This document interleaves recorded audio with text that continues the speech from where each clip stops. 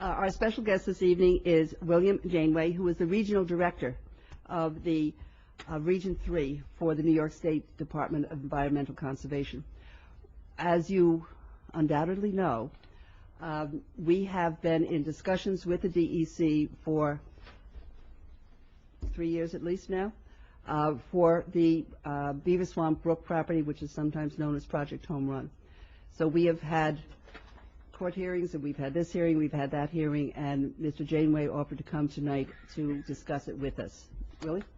Thank you very much, and thank you, members of the Town Council. Appreciate the chance to come down this somewhat stormy night, but not as bad as the ice storm we all had just a few weeks ago.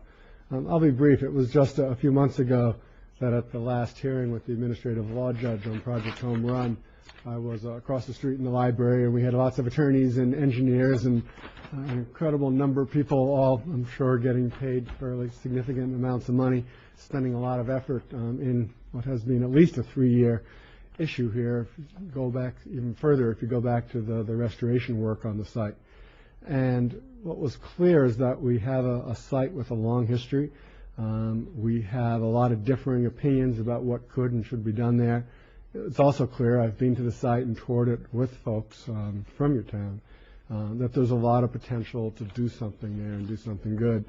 But it seems a situation which is unfortunately not that rare, when due to the conflict we have parties taking different positions, and we're into a very much administrative legal position.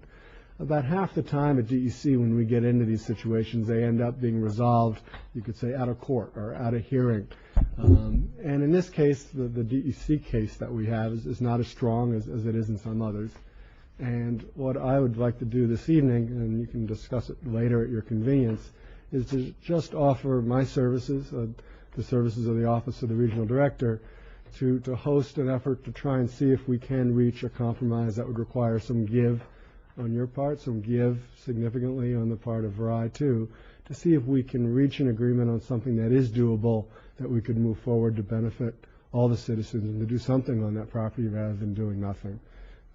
Listening to the state today by the governor, there were two things that struck me. One was his comment about the fiscal problems that we're in and the challenges, and the other was the need to really roll up our sleeves and get to work. And no one knows that better than at the local level, and the issues, and you have to balance your budgets and you have to resolve things. And I don't have a lot of resources at the state level to continue with these long hearings, but we will if we need to, but it will take a lot of time.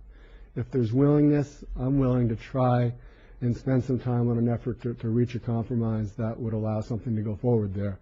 And I think that would be in the interests of constituents in multiple municipalities in this area. I think that the board would agree with that. We certainly would like to have the issue resolved.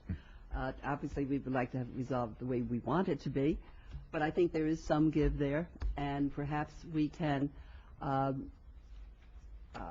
will talk to the City of Rye, to Steve Otis over there, and see if we can set up a meeting, and we will have a short conference call together. If the board is in agreement, that we should try this step. I'm going to reserve comment until I get briefed on exactly what has been happening in the last. I haven't really been briefed in the last couple of hearings, and I know there's been some conference calls. Until I would like to understand better what has transpired in those before I express a view. I can understand that and respect that. Yep. I'm going to abstain. Okay.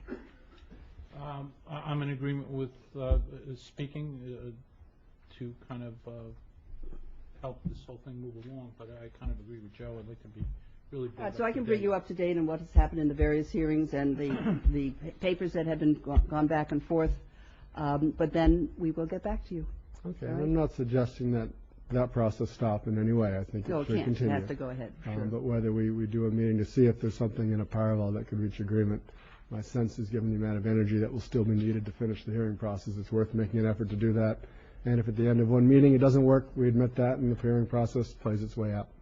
Okay. That's not to say that we're negative to the comment. I just think that we need to be fully aware of where we are. I completely understand that. Okay. Right, there are pages and pages and pages, but I'll make them available to you. And just on a more general area, DEC has fewer resources and more responsibilities, but many of our responsibilities are things that you probably share in terms of protecting clean water, clean air, the quality of life for constituents. So I hope we also can look at other areas and other places where, as partners, we can work together.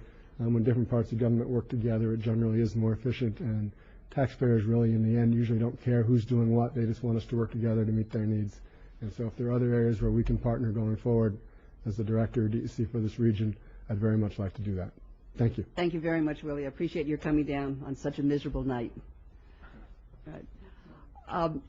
Before you move out of that, Bob, Yes. can you just come up a minute? I meant to ask you this and hadn't. I was going to ask him to speak next, so that's good. Okay.